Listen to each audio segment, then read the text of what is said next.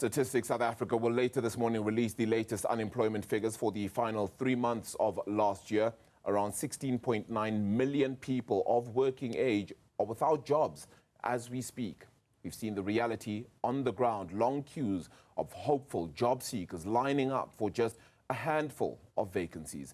Ntokozo Khumalo will be at Stats SA's offices in Pretoria for the official release of the quarterly labour force survey, but she joins us from Mogale City for now. Ntokozo, South Africa's high unemployment rate, 31.9% in the third quarter of last year. It's been described as a ticking time bomb. And quick question on when that goes off, of course, but help us understand the level of desperation many South Africans are facing as they struggle to find work.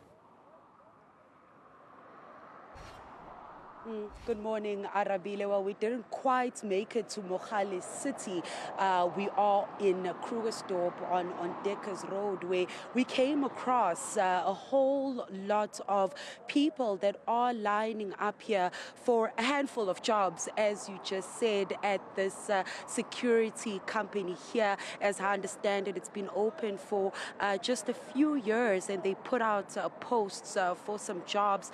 And as you can see, the number of people that showed up for those handful of jobs. So security was just sorting out the line now, classifying them into men, into women, into young people under 35. So that's the lines that you see that have just then been put through. And that really speaks to the demographic that quarter after quarter Stats SA will point to as the most vulnerable in the labor market, being black Africans, as well as then youth and black women, and that is the demographic that we are seeing here in Q. We did get to speak to one of the business managers here, Ian, who did tell us that it is a challenge that they face here in this community, outlining to us that just further down the road, Fidelity also facing the same issue, that it will post a few jobs and a lot of people will show up. And the desperation here,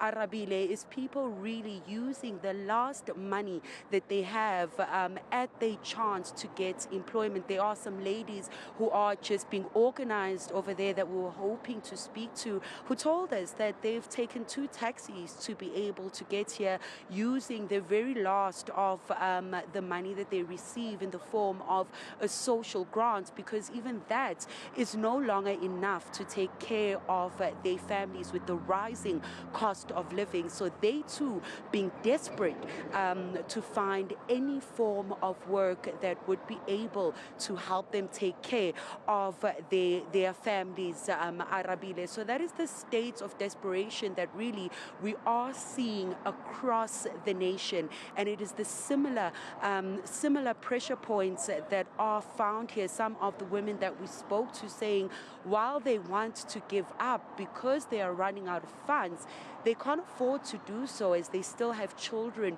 who are going to school. They are the main breadwinners in the homes, and that the grants that they do receive are not enough. So just how many of them will be able to then get employment? And it raises also some social tensions, Arabile, because some of the issues that we did see here as well were that there were a few people standing on the other side of the road. So the rest of the crowd asking, why is it that they are standing on that side? Does that mean that they will get in first and be able to submit their documents first?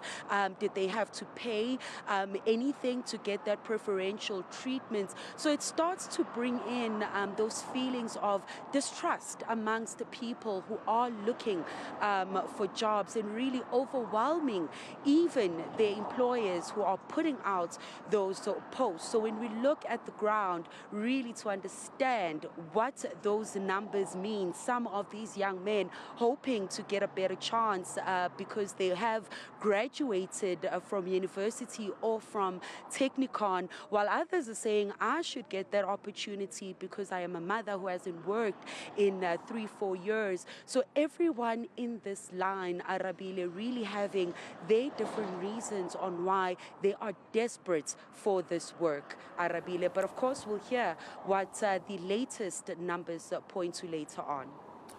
Yeah, one doesn't expect too much by way of that, one would imagine, in terms of a major shift or change. So it remains a dire situation. Ntokozo, thank you so much for bringing us that. At the